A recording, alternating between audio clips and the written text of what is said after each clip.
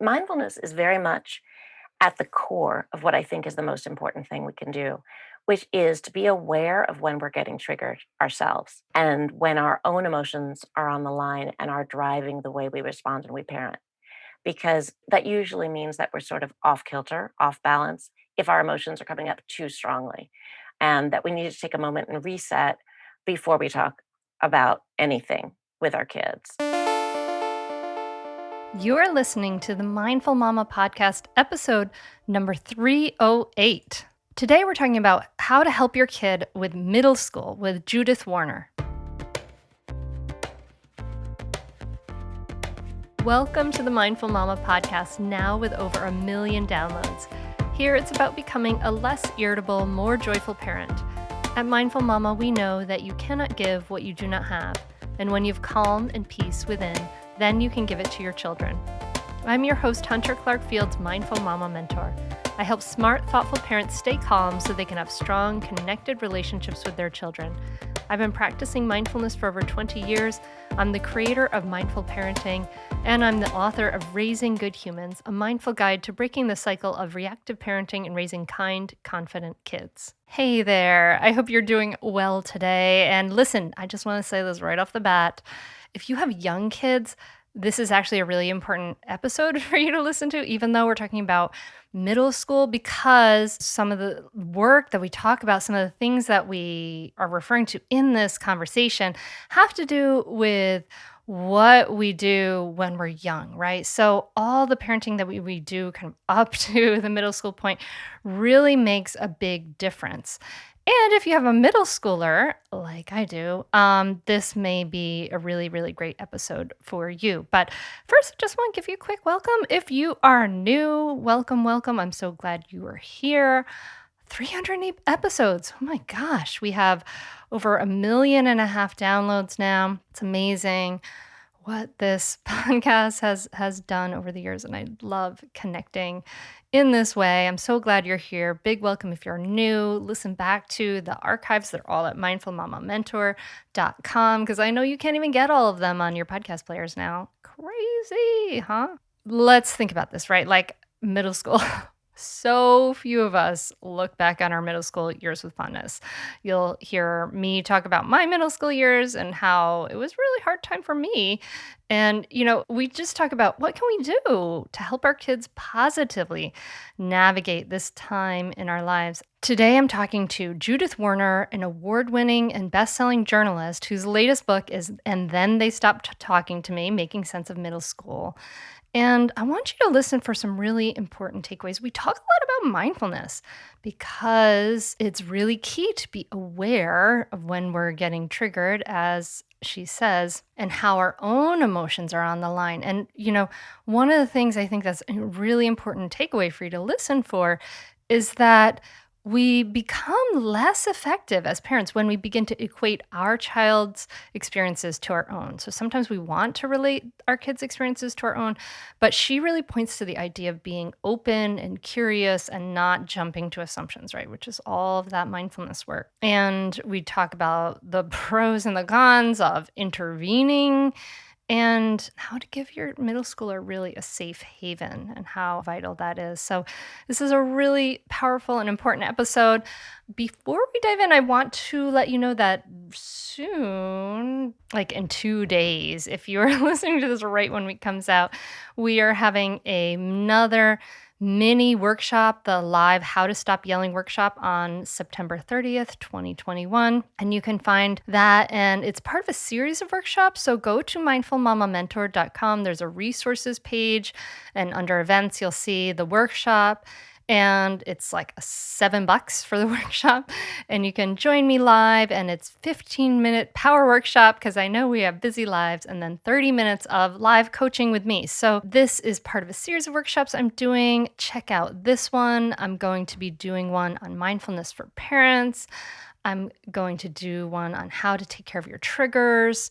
We'll have another one on how to get your partner on board. And actually, that's on October 28th. The Mindfulness for Busy Parents is October 14th. How to handle your triggers, November 9th. And self-compassion, taming that inner mean voice is on November 30th. So these are all going to be live power workshops, 15 minutes long power workshop, because I know you're busy. And if you're like going for that recording, and then 30 minutes of live coaching with me. So those are all going to be found on mindfulmamamentor.com on the resources page. So just to give you a heads up. And yeah, so sign up. Hope to see you there. And that's all for now, my friend. I'm wishing you a lovely listening experience. Please join me at the table as we talk to Judith Warner.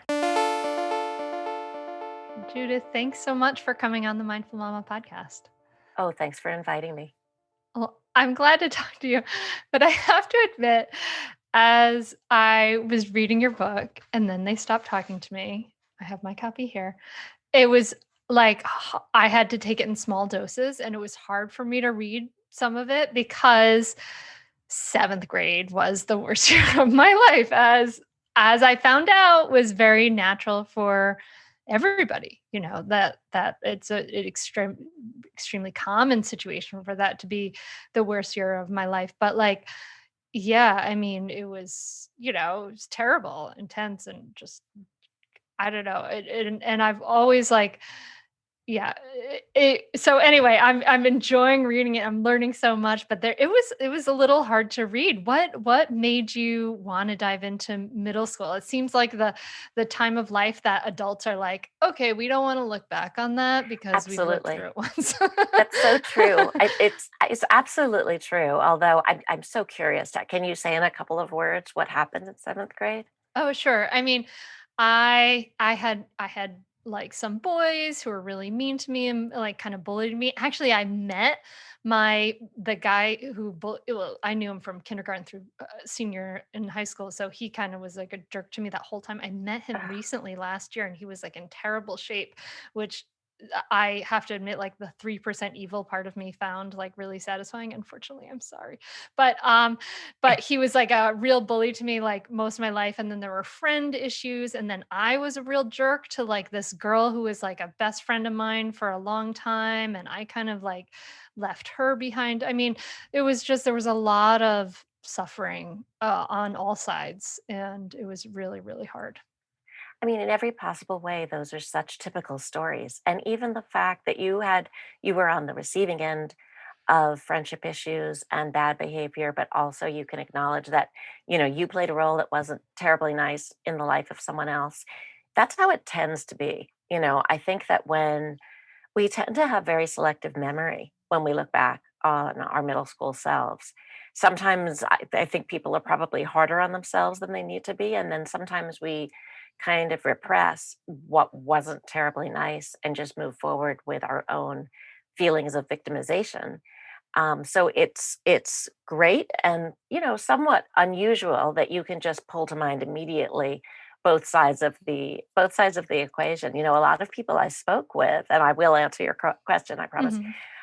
would only have one story to start off with, generally, of having been treated badly, and then in telling it, all of a sudden they would realize that they were one of the popular kids and that they had been cruel to others or something, and it only came back to them by telling the story in depth. So I apologize, I couldn't resist asking you about your story because that was so fascinating to me for this book. When I started out, I reached out just, generally like a general kind of email, see like who's interested in talking.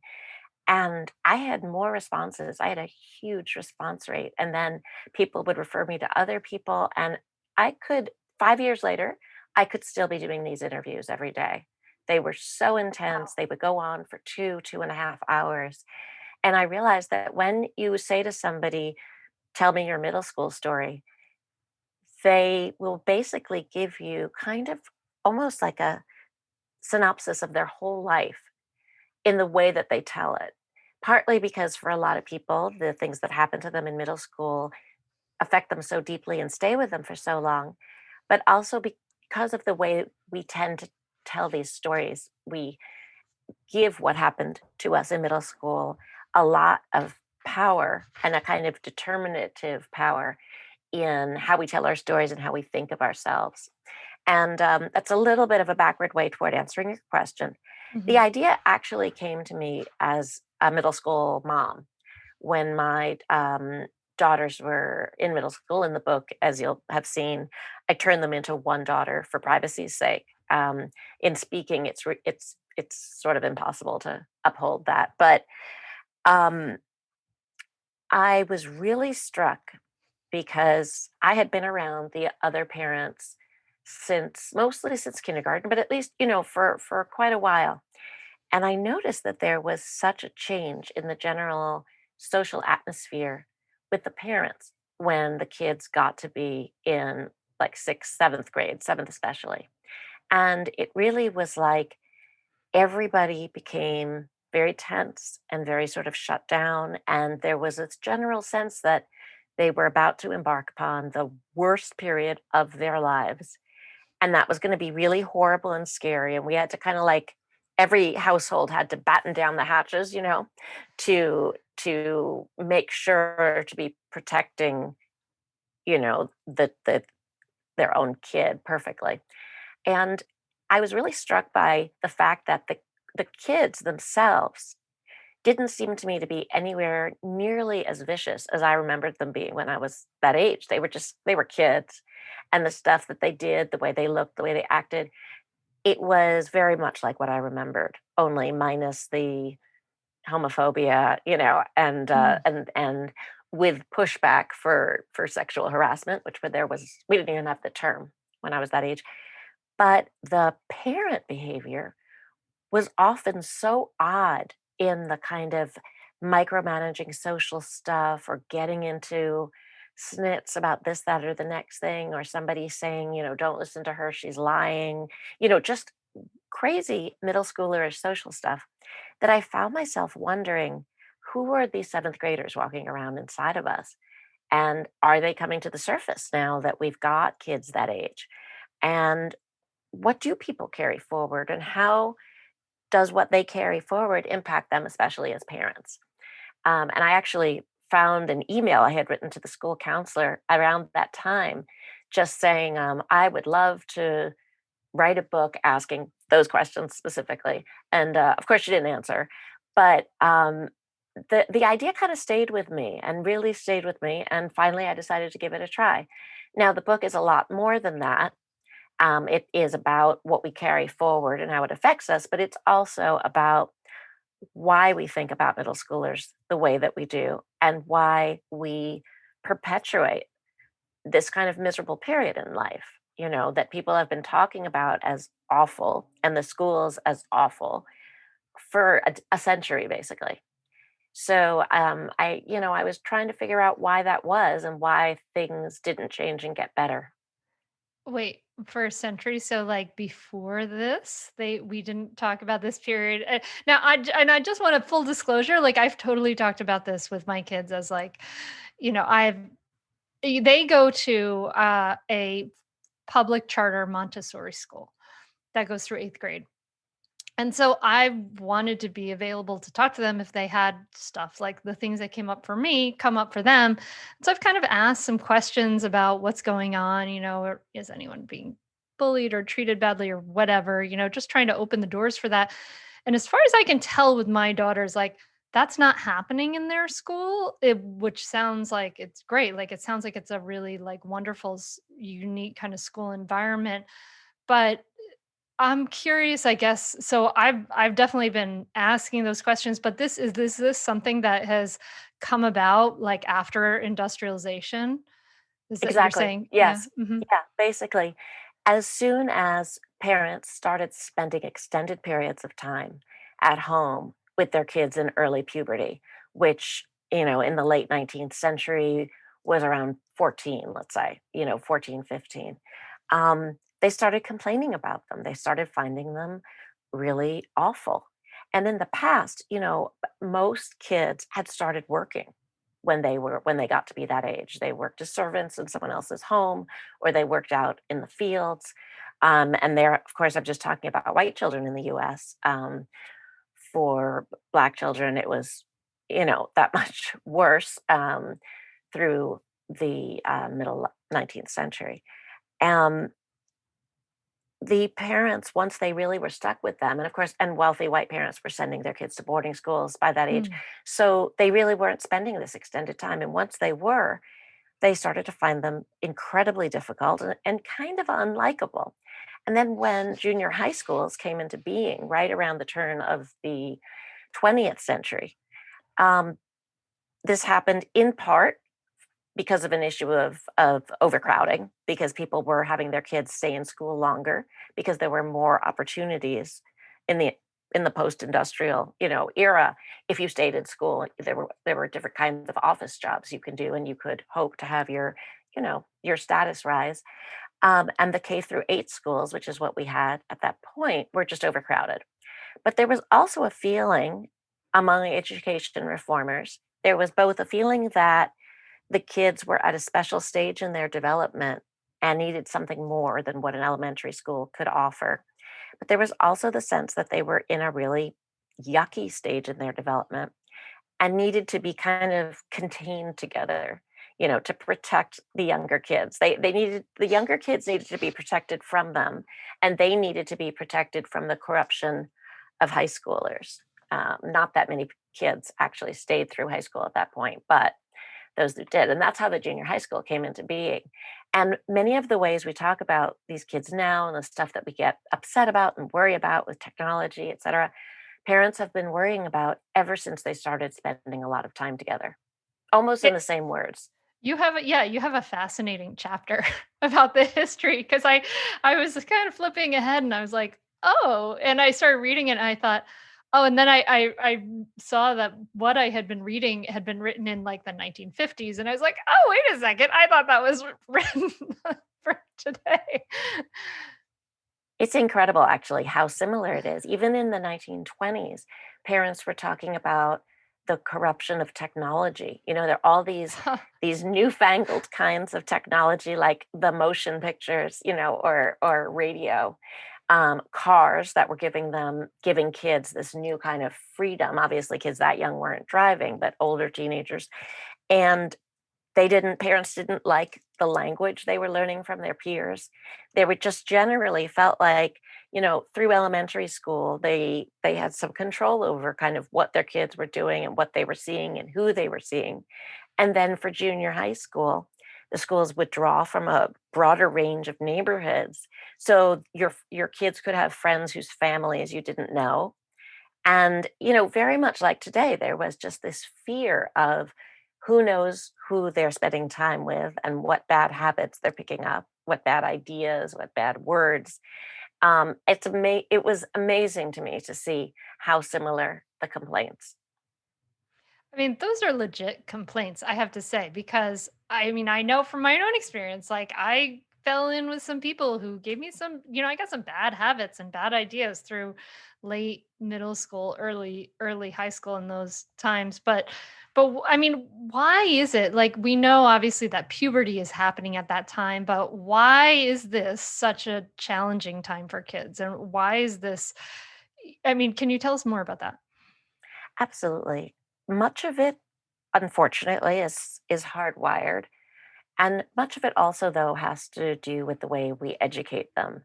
And I do want to remember to ask you about the Montessori school later. Um, this is a period that scientists refer to as a second critical period in brain growth, second only to the incredible amount of change and speed of change and plasticity amidst all that change that happens in the period of infancy through age 3, which we know of already as a critical period for language and, connectedness to people and that kind of thing. Um, at a time like that, kids are super vulnerable. They're also wide open to new experiences and able to learn in new ways, able to do new and exciting things, and wanting to become more independent and be more in the world. They're more aware of the world generally. The good side of all of that is that they can do amazing things in school, and if they have some more independence, they can really enjoy it and make new discoveries. The bad side is that all the things that happen to them hit them really hard. They're super vulnerable emotionally, and they're especially vulnerable to anything social. The specific brain changes have to do, some of them have to do with how attentive they are to the social signals they get from the people around them.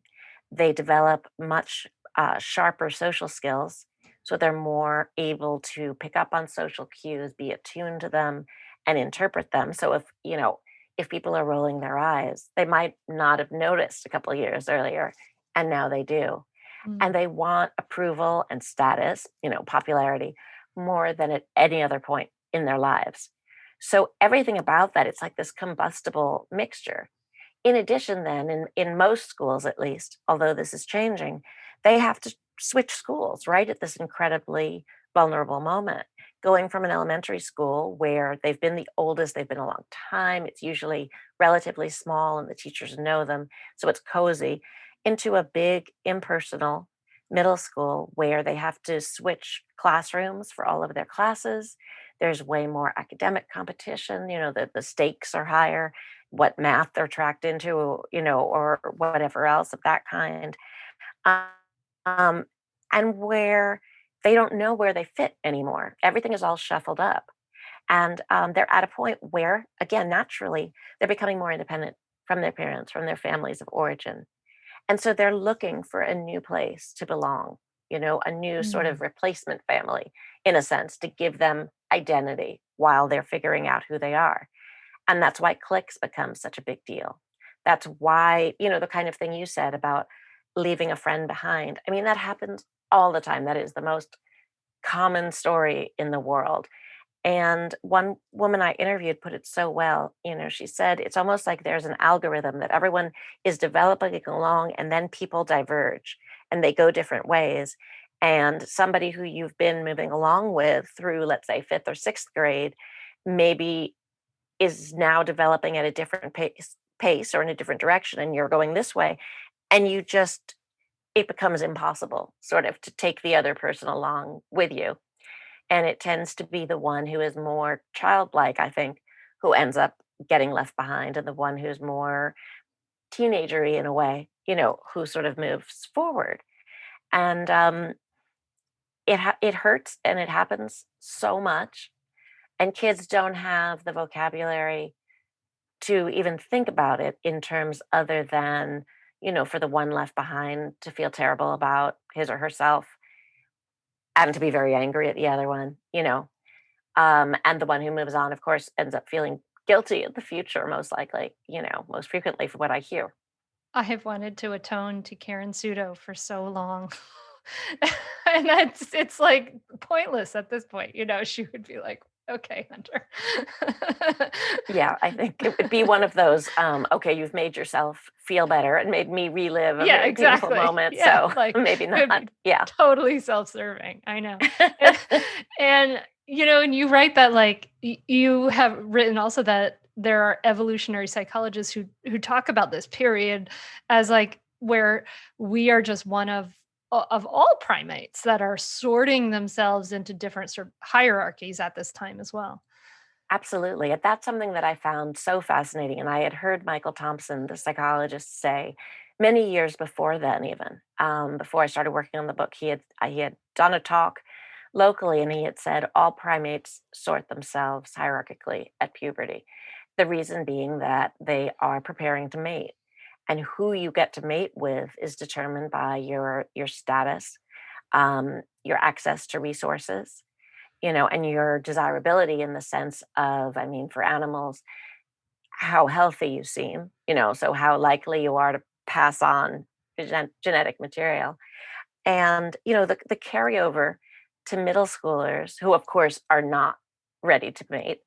But if you go way, way back in our evolutionary history, there wasn't this long gap between puberty and mating. There, marriage, if you're going less far back, because puberty came later, and people paired off a lot earlier. The gap has never been as wide as it is now. So it's, you can see these sort of ancestral bits left over, beauty as the stand in for good health, right? Mm-hmm. Size, tends to be, certainly with the boys, it's the more developed boys who are pretty much always the most popular in the sense of, power popular. Access to resources, very often it's the wealthier kids who Yeah. are more popular. And also, it's sort of interesting for girls, really, for all of them, but especially for girls, really great social skills. The ability to navigate the social world in a very kind of high level and sophisticated way. And that was, again, in our prehistory, another way to have access to resources for females, because they were not going to go like conquer or get into physical battles over access to resources. It was going to be through communication and coordination, and so the social skills right at that point in life became so important. And I mean, there are people who I think find evolutionary psychology reductive, no doubt. I just think it's fascinating. And also it's one of those things that's fun to think about, especially if you're a parent of a middle schooler. You're struggling and suffering watching your child struggle and suffer. And I just think anything that allows you to kind of abstract yourself out from the situation a bit, Mm-hmm. like picturing them as primates, is a step in the right direction. It just makes it lighter, and allows you not to get sucked down so far, which Mm. happens way too much. Stay tuned for more Mindful Mama podcast right after this break. We are supported by KiwiCo and all of their wonderful crate lines, which I love. Oh my goodness. Now that summer's truly over, our minds are turning to fall and Halloween, which naturally sparks creativity from the costumes we picked, to the recipes, to the decor, whatever. KiwiCo really fosters that natural creative thinking and channels it into even more hands-on fun for your kids. And so you can discover hands-on science and art projects you get delivered right to your door. My kids have loved getting their KiwiCo crates. They love getting the mail. KiwiCo delivers creativity made convenient for really the entire family, actually. And I was even surprised how much I loved this as an adult. So my daughter gets the Doodle crate. And it's this really beautiful, like creativity, like kind of science, crafty crate for ages 9 to 16. She's 11. And she loves doing these projects. She's made this beautiful felt garden. But one of the projects she made is this beautiful faux leather portfolio, and it's so beautiful. Like, it comes with all of these supplies. She wove this thing. I mean, honestly, like, this is a beautiful object that she could give as a gift and that they could use. Both of my girls loved it. There was a little argument about who would get it because it's so cool, and it comes with a sketchbook ready to fill with all your own art and ideas. And she just gets settled down, settled to work, making these projects, and it really gives her this moment of quiet and concentration and creativity. It's so well designed. It shows her how to create all kinds of things. It's really, really great. I mean, I really think that KiwiCo helps them explore new worlds and rediscover familiar ones without ever leaving home. It's from discovering the science of magic to engineering a domino machine for like every single age. And there's always this moment of pride and accomplishment at the end of a KiwiCo project that sparks this creative confidence for ongoing tinkering and experimentation, which I love. I feel like it's so hard sometimes to find creative ways to keep my kids busy and challenged. And so I love that KiwiCo does all the legwork for you so you can just spend that time tackling the projects together if you want, And there's something really, really for kids of all ages, from 1 to 99, I swear. So I love KiwiCo. There's no commitment. You can pause or cancel anytime. Scare up some fun this Halloween with KiwiCo. Redefine learning with play. Explore hands-on projects that build confidence, creativity, and critical thinking skills. And you can get 50% off your first month plus free shipping on any crate line with the code HUNTER at kiwico.com. That's 50% off your first month at kiwico.com. That link's right in the show notes wherever you're listening to this. Kiwico.com, promo code HUNTER. Yeah, I want to talk about how we can help or hurt this situation as parents. And obviously you're kind of alluding to some removing a little bit, but you also mentioned, like, when I was asking about this why, you talked about the way we educate kids. Is it just simply the pulling them out at that time, or is it have more to do with the way traditional schools are? Well, there's a lot of research showing that middle schoolers in the United States, compared to their peers in other similar countries, are far more unhappy. They feel that much more that their teachers don't care about them. They feel, either invisible at school or otherwise disconnected. And they suffer academically as well. So there are, I mean, and there have been, well, there have been attempts to reform education for this age group almost as long as there's been education for this age group specifically because it's been so hard to do. And I think that it seems like in recent decades, educators are getting better and better at it, in part by a movement toward K through 8 schools rather than, putting them all in each other's exclusive company. So there is something about our education system that does, encourage unhappiness, it would seem. This has been shown over and over again. And in fact, that's why I wanted to ask you about the Montessori school. One of my daughters went for preschool. What struck me about the school, which I loved, was it was much more structured and rule bound than the preschool my other daughter went to. And also, the parents had much less of a role in school. They said goodbye on the sidewalk and the child went in, as opposed to sort of being in the classroom all the time doing things. Oh So yeah. I'm wondering, does that hold up throughout at the Montessori school where your children are? Yeah, I mean, the hallmark of Montessori education is like the multi-age classroom and the kids' independence, where the teachers follow the child. So the kids have a lot of choice as to what kind of works they do, or like they have a 3 hour long work period rather than a 45-minute bell separated thing. So they have a 3 hour long work period. They know that they need to do a math work, reading work and a cultural work, and they get to choose which one they work on for how long during that period. So they get a lot of independence. But I also think that multi-age thing where they have like three ages together a lot of times, or in the in the public version of this, two grades together sometimes, just because the way it breaks up. But so my daughter's in a 4, 5, 6 class, and my other daughter's in a 7, 8 class, grade 7 and 8. And what's cool about that is that the older kids, that I guess there is kind of a natural hierarchy because you have these different ages there, but the older kids always are, they're like, the part of what they do is they help the younger kids with they help kind of teach the younger kids things, and then the younger kids can see things modeled by the older kids. So it's a really very different environment, and there's usually two teachers in every class. Well, what you just described is part of the argument for K through 8 schools, that the older kids do Yeah. feel responsibility toward the younger ones. And often the schools, have some kind of structured program in place, where they Mhm. have a kid who's a little sister or whatever. So that reinforces that. And the younger kids have the older kids to look up to.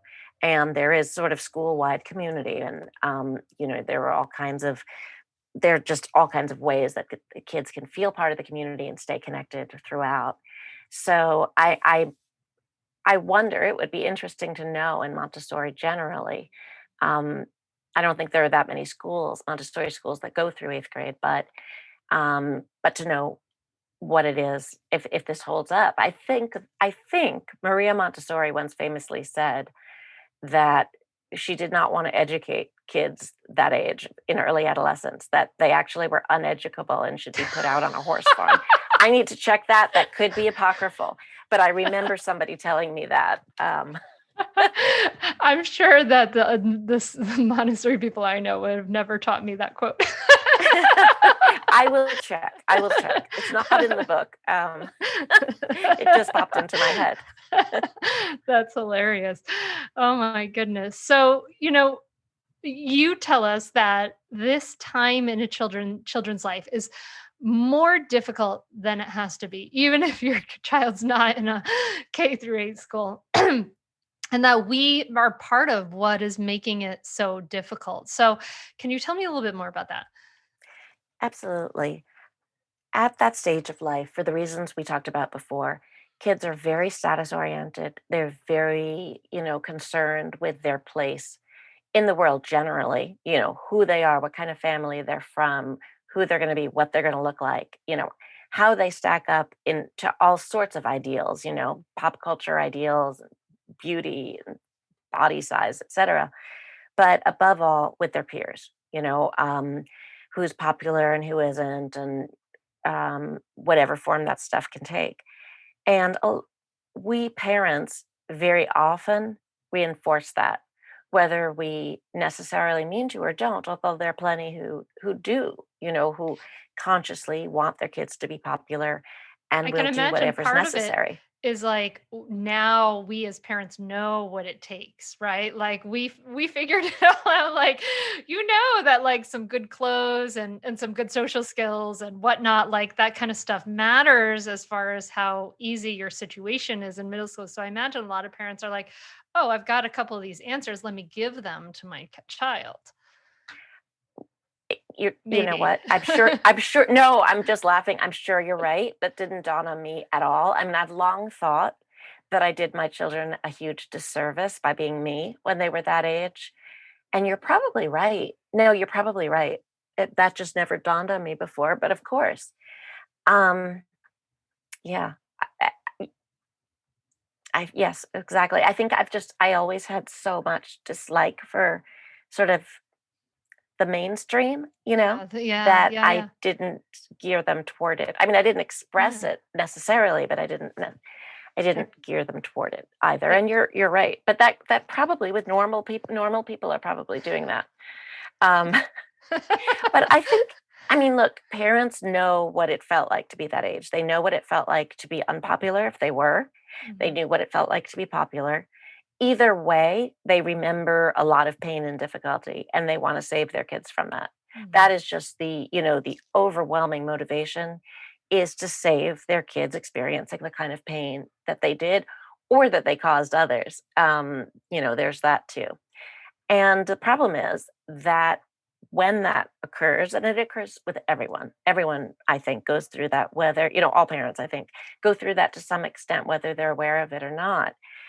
The minute you start to lose your boundaries with your kid and think like, oh, this is going to be awful because that's what it was like for me, or, I know what it is for him or her because I went through it, so I know what it feels like. The minute that starts to happen, you become a much less effective parent because you don't know what it feels like for them. They're not you, they're just not.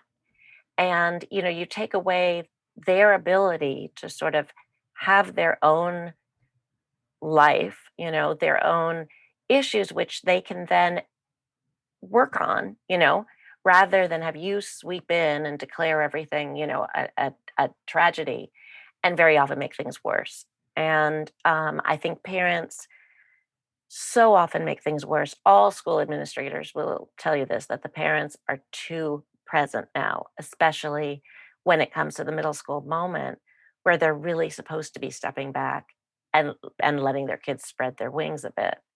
And it's sad because it really is for out of love. It's Mhm. for all the right reasons, but the behaviors nonetheless can come out in some really contorted and really not very nice ways. Well, you talk about in the book a situation where your daughter, where you wanted to, you before there they had she had a challenge with a friend, and you got together with that friend's mom, and you guys kind of figured it out. And you talk about kind of saying, okay, well, maybe this worked before, maybe I can try it again. Can you share that story? I mean, and kind of what that perspective is about that stepping back from it now. Well, yeah, the idea for sort of trying to talk things through as, moms and girls together came from when our daughters had been much younger. And the other mom was actually a close friend of mine. So she came to me because my daughter was getting her daughter in trouble because her daughter was behaving in ways that were problematic, and she had already kind of been designated the problem kid. And my daughter was crying easily, and the teacher actually played favorites in a not very nice way. And so basically, the other girl was in trouble all the time. And so she she got the four of us together and basically said, um, to her daughter, stop doing XYZ. It isn't nice. She doesn't like it. I know you don't mean any harm, but it hurts her feelings. So stop. And then to my daughter, like, if you have a problem, why don't you talk about it with the other girl? Please don't go to the teachers, crying, because then she just gets in trouble and she doesn't understand what she's even done to you because she's not aware of it. And that went fine. They were both like, sure. And it was like, fine. It was absolutely fine. So I thought that that was a kind of workable um, thing to be able to do. And so it was earlier, though. It wasn't in the middle school period. When the middle school period did come along, and there was just friendship drama in a girl group, very, very typical. And so I thought, since I was friends with a couple of the moms, not as close as to the one in the other story, but I thought, well, if maybe we could all four, once again, like sit down, over a meal or something, and just sort of send the basic message of like, you're not going to be together that much longer in school, you know, just make it work. Like you don't have to be best friends, but just make life pleasant for each other. Don't cause problems for each other, bare minimum. You share friends, you don't have to be pulling everyone apart. Just basically just kind of like behave decently. And the other mom was very cold when I suggested just the idea of trying to talk, which surprised me. And said, no, it's very important to let them work these things out for themselves, which is true, and so we did what you're supposed to do. We went to we notified the school counselor, who then tried to intervene with the girls, who avoided her like the plague, of course. And my daughter kept saying to me, call the other moms, do something. And I said, no, it's not your age. That's not what you do. And then I found out, I mean, years later, I found out that the from another person that the moms had actually been micromanaging all the friendship stuff the whole time. And this other person, when she told me about it, said the moms made it so much worse because they created there were conflicts that the girls would have worked out and would have worked their way through, but the moms made it like a permanent problem that the girls couldn't find their way out of, you know? Oh. Um, and that was awful. And it left me feeling, of course, as though I were in seventh or eighth grade, right? Because what had actually been happening is that my own friends, people I thought were my friends, were kind of scheming behind my back to Oh. exclude my daughter. Oh. Um, and meanwhile saying, oh no, we're going to be very hands off and let the school take care of this. So it was just instructive. And, the book is full of stories like that from other adults who ended up getting drawn into kid drama in the middle school years. The kids would move on, and there would be a mom who'd be left with no friends because there's one story in the book. There's some bad drama between the girls. Her daughter was actually bullied terribly by, anonymous people. Um, really suffered. Finally came back to school and was okay. Life was going on. And the mom in question found herself with no friends because she hadn't issued a formal apology to the other girl's mom over something her daughter had done in the right time frame. And there was no coming back from that. Oh. I Wow. know these stories just blow my mind, and I hear them a lot. Wow. Okay. All right. So we don't we don't want to be stepping in necessarily. We want to be stepping back and not adding to the drama. We don't want to make it more difficult than necessary. But yet we want to help our kids. Like we may Right. have more skills. We may have more social, emotional skills than I'm sure we had in seventh grade anyway. And we may want to help our kids. So what what should we do? What are some of the things we can do, like leading up to middle school or during middle school, that I mean, we don't want, obviously we don't want to label our kids, we don't want to assume things. We want to maintain, that's what we talk about in mindful parenting, is like that attitude of of kindness and curiosity. We also talk about the idea of whose problem is it? you know, is this your problem or is this your child's Right. problem? And then just kind of being in that place of the helper and as if it's the child's problem. So what can we do, Judith? Well, I think there's so much in what you said that I want to respond to. I think mindfulness is very much at the core of what I think is the most important thing we can do, which is to be aware of when we're getting triggered ourselves Mm. and when our own emotions are on the line and are driving the way we respond and we parent. Because that usually means that we're sort of off kilter, off balance if our emotions are coming up too strongly, and that we need to take a moment and reset before we talk about anything with our kids. And so often something will happen at school that's painful. The kid goes back. It's usually the mom. I mean, it shouldn't just be, but usually is. That they're just in knots all day long waiting, and then see them after school and say, like, what happened today, and the kid had moved on and forgotten about it. So you don't want to go digging in and sort of making something last longer. And the other thing is knowing your limits. I mean, I actually think, yeah, in a certain sense, our social skills are better developed. I don't think they're as well developed as we tend to think when it comes to Probably. dealing with the problems of middle school, Yeah. because nobody really helped us by and large at that point. So I think very often we don't have the tools to be able to help them in a productive way. But people who work in schools, who work with these kids, do, or at least should. And, if you're fortunate enough to be in a school that isn't too huge and where, too under resourced, they are watching, they're seeing what's going on, and they're able to talk to the kids in a way that meets them where they are developmentally and that also isn't taking sides. I mean, we will naturally, I think, take our children's side. Um, and whereas what they really need is to be able to expand their point of view to understand that there are different sides, which doesn't excuse bad behavior, doesn't excuse meanness. But if they're going to basically be able to empower themselves in a situation, they have to be able to see that they're not pure victims. And Mm-hmm. I think that in our sympathy, our enormous sympathy and love for our kids, we very often tend to kind of, dwell on their victimhood rather Mm. than thinking about, okay, well, this sucks. What can you do? What could you do?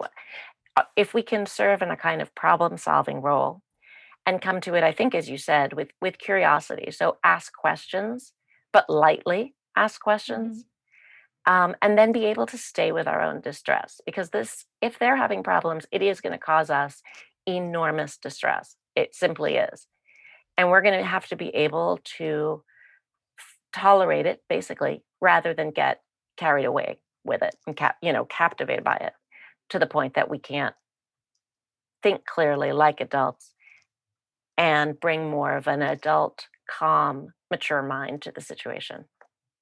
Yeah, and if we're getting carried away by our own distress of their situation, we can't be that grounding home base that our kids Exactly. need if they are in distress. Like when my 14-year-old,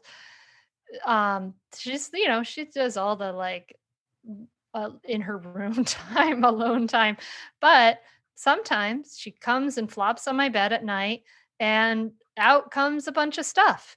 And it's, if I'm in a place of distress at everything, and I can't be that I can't have a steady heart, a steady mind, a steady nervous system to be able to hold that, then I'm not really being of use to her or helping. Exactly. Exactly. I mean, if you go just down to the level where she is and amplify the distress, then again, you can't help her settle. You can't help her sort of settle enough to be able to think clearly, process things, and figure out what she might do if there's something that needs to be done. Also, I think, as parents, we tend to be incredibly judgmental and to express those judgments at an age when the kids are already very judgmental of themselves above all, but also of each other. And that doesn't help. If you're judgmental, they're not going to tell you anything. So Mhm. you have to be able to create the space in which they could say things, you can actively listen, and you can ask them if they want help thinking Mm, about what to do, mm, or how they want to go about trying to make it better. mm. I appreciate the way you said that. Ask them if they want help rather than just jump in with the unsolicited advice. Yeah, I mean, in an interview, I can say all the right things. In real life, it's something else. I mean, you know. Yeah, well, But then that's I wish I had known when my daughters were that age the things that I know now from having done this research. I didn't have the vocabulary. I didn't really, I mean, I realized in retrospect, I didn't really have tools beyond whatever I had been left with at that age. I mean, I'm exaggerating a little bit, obviously, but not that much. yeah, we tend to not to think that we shouldn't have to invest in these kinds of tools. Like that's what we teach in mindful parenting. We teach how to ground yourself and how to be present and how to process your feelings mindfully and then also how to communicate. And it's like these are we just don't think that we should have to learn those things. You know what I mean? Like we just think that we should have those things innate in us innately if we choose to, which is I don't know. It's But just we part of the don't. I human mean, it's a condition. practice. It's Mhm. something that you have to practice. It doesn't come naturally. Our what comes naturally for most of us, or many of us at least, especially when it concerns our kids, is for our emotions to just kind of run wild. I mean, and that's what's so funny. Parents so often, when I was saying I was working on a book about the middle school phase of life, they would just say like raging hormones and kind of run away with this idea that the kids are so out of control. I mean, sure, they are pretty emotional at that age, but so are we. So are we when they're going through that period of life. So Mm, I mm. just think, sometimes you have to think about like whose mood swings are happening, whose strong emotions are being vented. Yeah, yeah, we tend to wanna, like, control everybody else's feelings so that we Mhm. feel regulated, and that's not a terribly effective strategy. No. But we want so, okay, we wanna be practicing these things, we wanna be grounded, we wanna be able to be reflective. We want to be able to not take on that problem and be a grounded, stable helper for our kids if they have a problem. Is there anything else we can do to help our kids kind of go through this time unscathed? I do think that we need to be able to identify some school adults who our kids feel close to and who they believe kind of sees things for what they are, because I think very often kids feel like the adults just don't get it. They don't see what's going on. And sometimes that's true. And sometimes the adults really do see what's going on and they see it in real time. And they can find ways to help the kids, as opposed to just kind of casting blame. See what's going on in the dynamics, see what's going wrong in communication, in skill level, I mean, you have different kinds of social skill stuff that come to play at that age, and some kids are just much further along than others. Some of them need help, they're not self-aware. And if they have somebody who's sort of with them 8 hours a day or whatever it is, who is able to see what they're doing that isn't good and can point it out, not Mhm. judgmentally, just kind of, are you really happy with the way that interaction went? Do you think it could be done differently? That can be hugely helpful. And so, talking to the teachers, if we know that there's a problem, can be a really positive thing to do, not demanding some kind of punishment for another kid. Just saying, there's this problem, it's happening at school. Would you mind taking a look and seeing if you can help them along? It tends to be appreciated. I think that that's very, very important. I think to the extent to which we can get our kids to kind of widen their view of how they're perceiving the world. So Mm, they are not just narrowly seeing it through the lens of kind of what they want, what they need, where they are, how they're feeling, but widen out to be able to take in the perspectives of others and understand that other people have their own life stories kind of churning in the background, and that sometimes when people act a certain way, it doesn't have to do with you, it has to do with what's going on with them. I just think it will help empower them. It'll help them think about ways to feel better in a given situation. I mean, to go around just feeling like so and so hates me and I don't know why is awful. I mean, that's the kind of thing you then carry forward through life.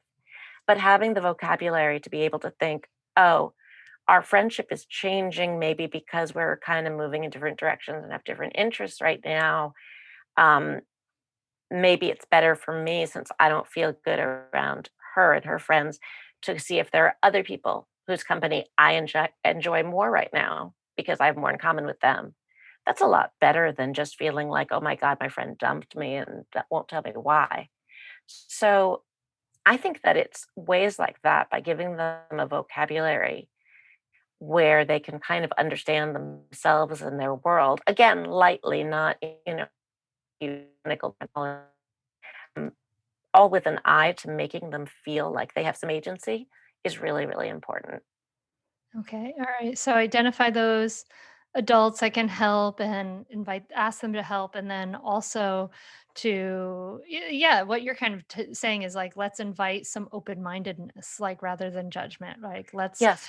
and we can do that in so many ways. I mean, my daughter and I were driving home from something the other day, and she was like, "Oh, that car is driving super fast, way too fast." And I was like, "Well, maybe they're trying to get maybe Exactly. they've got like their mom's dying or something. I don't know, like just modeling that kind of like not making assumptions practice. Absolutely.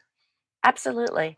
And sort of questioning the assumptions that everybody ex- ex- you know, Mm, just accepts without thinking. mm, Kids get labeled so easily.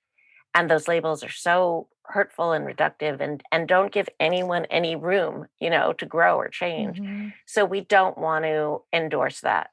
We don't want to talk about, I don't know, mean girls, jocks, mm, whatever of mhm, that type. mhm, mhm. Okay, and if our kids are struggling, we can with a friend or something like we could reach out to that other adult. And at home, what can we do we Well, see I that they're would I would struggling? recommend not reaching out to the other. Oh, you Oh meant no, the no, like school adult. Yes, to not like the the other school parent. Yeah. adult or like Yes. the activity adult or whatever it is, Yeah. the counselor. Well, if they're, feeling bad at school, things are going badly socially, hopefully they have a friend on the outside who they can spend time with to sort of escape that.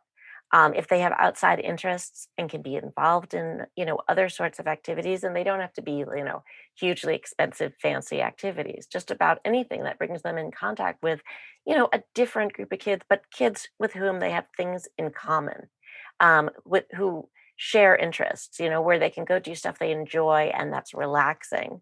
Those kinds of things are just lifesavers. Also, being able to escape at home to a world that doesn't continue the social stress, the academic stress that more and more they're under at that age, having some kind of haven where they can just feel calm and good when they're not in school. And that's much easier said than done. I mean, so many of us, we're running ragged all the time.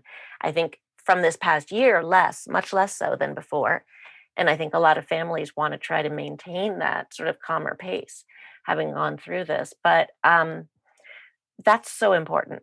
And I think being at peace with ourselves to the extent to which we can be, taking care of ourselves, you know, remaining connected to the people we want to be connected to, um, being as mentally and physically healthy as we can be is just so important because if we're incredibly stressed and unhappy, our kids, they always feel it. And as kids, they tend to take it on and believe that they have some role in it, even when they don't. Mm. So much wisdom there, Judith. This is amazing. I mean, I know we're kind of at the end of our time, but I'm curious, like, if writing this, um, did it help you heal any old hurts from that time in your life? It really did. In part, although I had started to be aware of this earlier, it was helpful to be able to see that I hadn't purely been a victim in Mm, eighth grade, as I remembered it. That in fact, I had done things that weren't nice as well.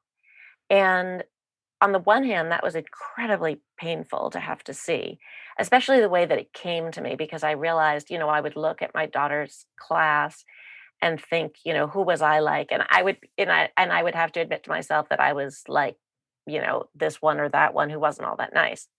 Um, and that wasn't a whole lot of fun to see. But at the same time, it did give me a sense of agency. And it also, doing the research where psychologists sort of follow kids over time. There's someone at the University of Virginia who started studying a cohort of seventh and eighth graders and followed them for a decade and did a ton of different studies. But one of the things was to see like what traits endure from early adolescence to adulthood.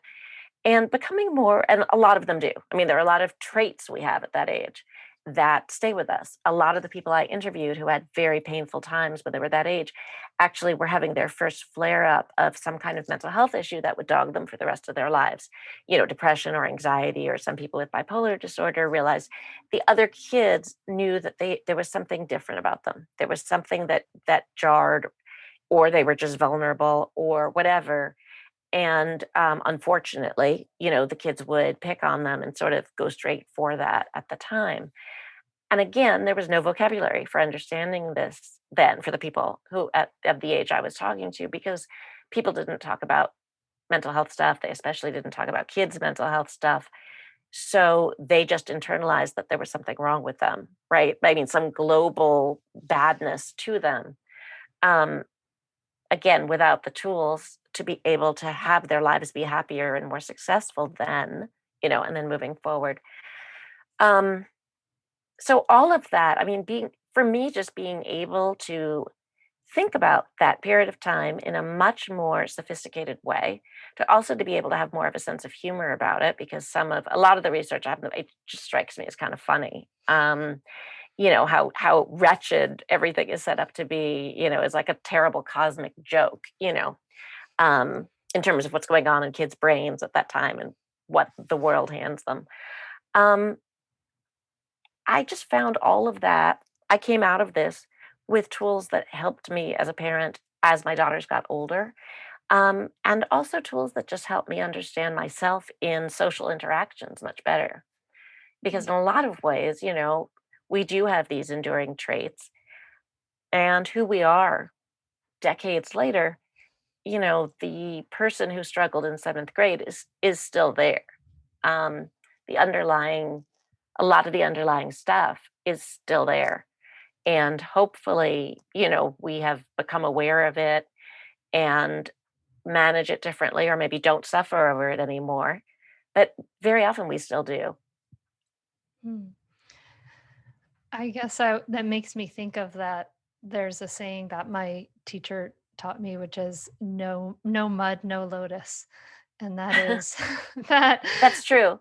the lotus flower grows in the muck and the mud. And, if you're a gardener, you need compost, you need rotten vegetables and poop and all this stuff. And that without that, I mean, without that, you wouldn't have had this empathy and this drive to do this work that is shining light for so many other people. I think that the mud of the way I treated that friend in seventh grade really woke me up to the that I wasn't just a victim, that I had I could be this mean person too. And that was really jarring and awakening. And so maybe it's those challenges that help us wake up to grow and change and toward in a better way. If we deal with them, if we see Yeah, them, if we do it and see them. right? If we see them Yeah. and think about them and confront them, then I agree with you completely.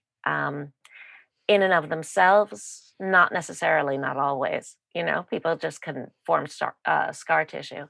But I mean, that's something I'm very interested in right now. Basically, who, comes out of the mud, growing and changing, and who doesn't, and why. Oh my God, that's a whole other podcast. Thank you so much, Judith.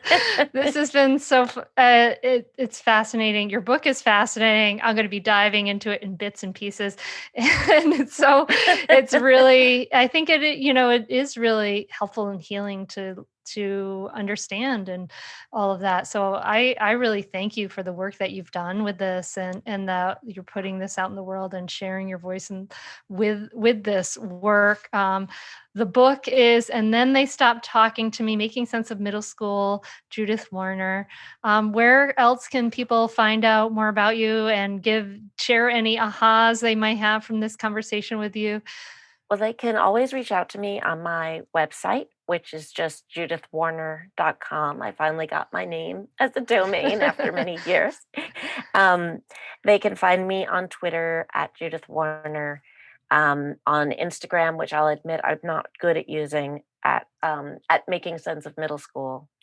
And I have a Judith Warner Facebook page, which I try to remember to look at. So I would just say for social media, Twitter is the one that I actually see the most frequently and know Okay. how to use.